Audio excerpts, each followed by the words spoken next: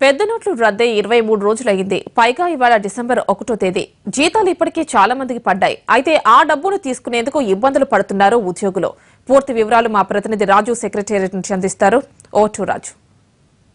Thank you Yamini. 1వ తేదీ వచ్చిందంటే ఎవరైనా సరే ఎంత సంపాదించినా సరే ఆ డబ్బులన్నీ కూడా ఏ విధంగా ఖర్చు పెట్టుకోవాలి, ఎవరెవరికి ఇవ్వాలి అనేది ప్రధానంగా ఉంటుంది. ఇంట్లో పనిచేసే వాళ్ళు కావచ్చు, మనం కట్టాల్సినటువంటి బిల్లులు కావచ్చు, పేపర్ బిల్లు నుంచి మొదలు పెడితే స్కూల్లో చదువుకుంటున్నటువంటి పిల్లలకు కట్టాల్సినటువంటి ఫీజుల వరకు లెక్కలేసుకుంటారు. కానీ లెక్కలన్నీ సరిగ్గానే ఉన్నాయి, కానీ నోట్లు మాత్రం కనిపించినటువంటి పరిస్థితి.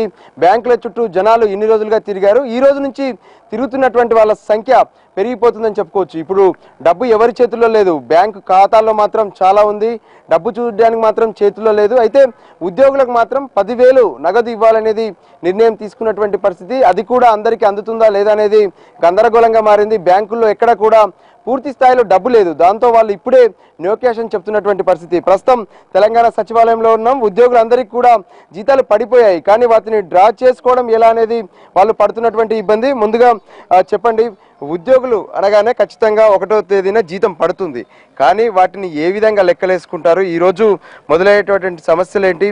ఏ విధంగా బిల్లులన్నీ కూడా పే చేసే ప్రయత్నం చేస్తున్నారు మీరు?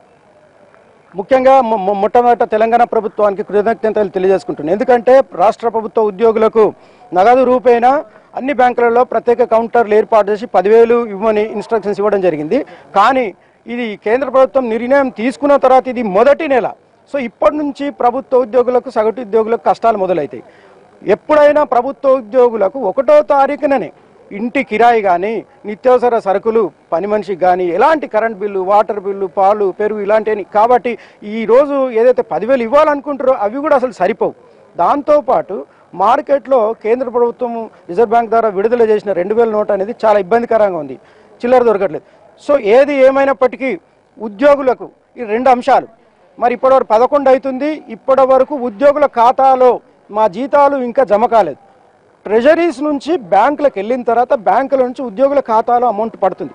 అమౌంట్ పడ్డ తర్వాత మాకు డిస్బర్స్మెంట్ ఇవ్వాలా. అయితే మేము ఒకటే చెప్పాము, ఇవాళ బ్యాంకులకు చిన్న నోట్లు 100 నోట్లు 500 నోట్లు ఇస్తే కొంతవరకు ఈ సమస్య తీరుతుందని భావిస్తూ ఉన్నాం.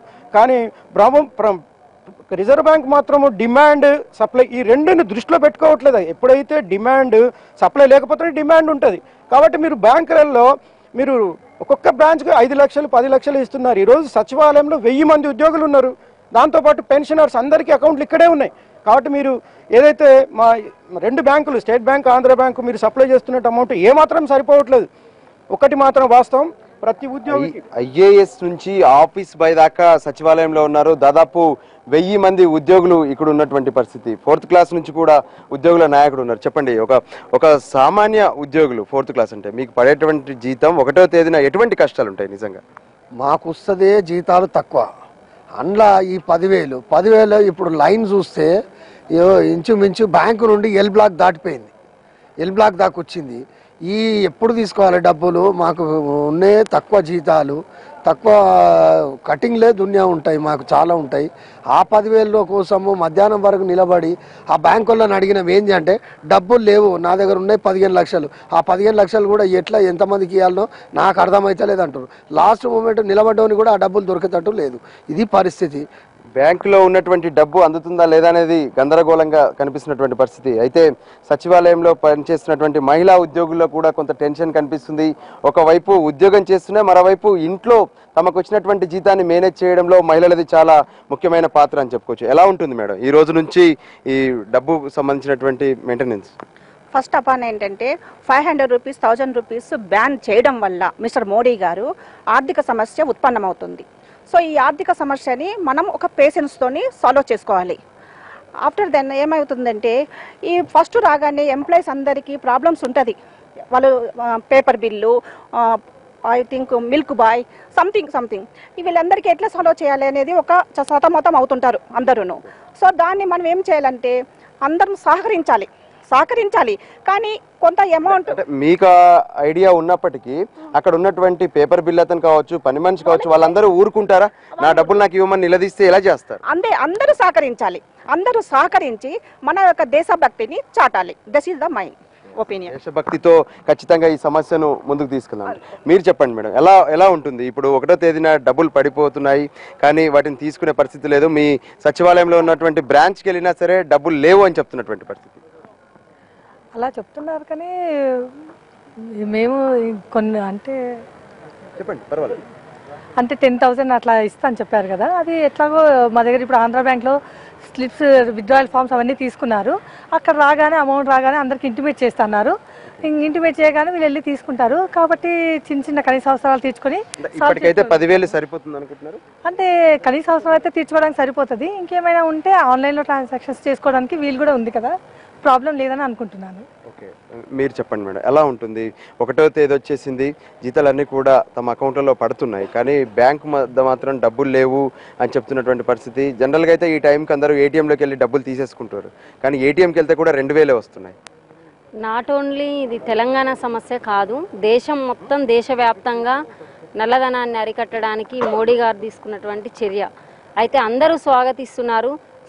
ఏదైనా వ్యవస్థలో ఒక మార్పు అనేది చోటు చేసుకున్నప్పుడు దానికి సంబంధించిన పర్యవసానాలు అయితే ఏంది, పరిణామాలు అయితే ఏంది, అందులో కొంచెం ప్రభావం అనేది చూపుతాయి. ఏదైనా ఒక మార్పు కోరినప్పుడు ప్రభావం ఖచ్చితంగా ఉంటుంది. ఆ ఖచ్చితమైన మార్పు కోసం అనేది మనము అందరూ కూడా దానికి సిద్ధం కావాలి. మార్పు మంచిదే అన్నప్పుడు ఆ మార్పు ప్రభావాన్ని కూడా మనము తెలుసుకునే విధంగా ఉండాలి, సంసిద్ధత వ్యక్తం చేయాలి.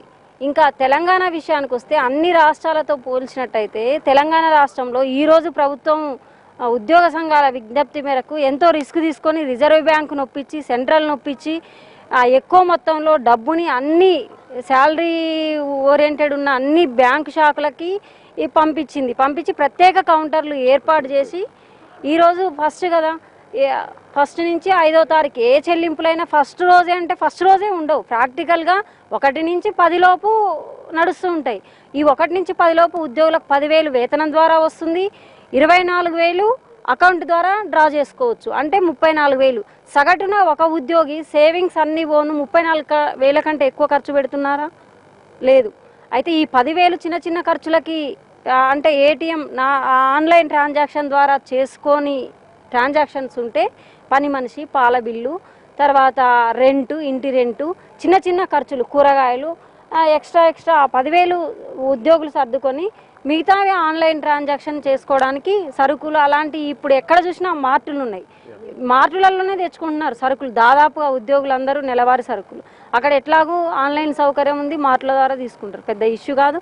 తెలంగాణ రాష్ట్రానికి ఈ అమల్లో కూడా ఇప్పుడు ఏ పథకం పెట్టినా సక్సెస్ అయింది ప్రభుత్వము. ఈ 10,000 కూడా నగదు ఇవ్వడం ద్వారా ఏంటి అంటే ప్రత్యేక కౌంటర్ల ద్వారా ఇస్తున్నారు కాబట్టి అందులో ఇబ్బంది ఏం లేదు. అవసరమైతే ఎక్కువ కౌంటర్లు కూడా తెరచడానికి ఓకే, మొత్తానికి తెలంగాణ సచివాలయంలో ఉన్నటువంటి ఉద్యోగులు స్పష్టంగా చెప్తున్నారు. అయితే కేంద్రం తీసుకున్నటువంటి నిర్ణయం సరిగ్గా ఉంది. ఖచ్చితంగా దీన్ని అమలు చేసే విషయంలో ఉద్యోగులకు కావాల్సినటువంటి డబ్బును బ్యాంకుల ద్వారా ఇస్తే కొన్ని సమస్యలు తీరుతాయి. 1వ తేదీ రాగానే తమకున్నటువంటి సమస్యల పరిష్కారం కోసం కొంత ఆవేదన పడుతున్నటువంటి పరిస్థితి కూడా కనిపిస్తుంది. రెంట్లు కావచ్చు, అక్కడ ఉన్నటువంటి పాల బిల్లు, పేపర్ బిల్లు, ఇవన్నీ కూడా ఎలా కట్టాలనేది. అయితే 10,000 ఇస్తే మాత్రం మామూలుగా ముందున్నటువంటి సమస్యలన్నింటి కూడా తీర్చుకోవచ్చు. కానీ బ్యాంకులో ఉన్నటువంటి అమౌంట్ అందరికీ సరిపోతుందా లేదా అనేది ఈ ఉద్యోగుల వాళ్ళు పడుతున్నటువంటి టెన్షన్ కనిపిస్తుంది. Over to studio. Right Raju.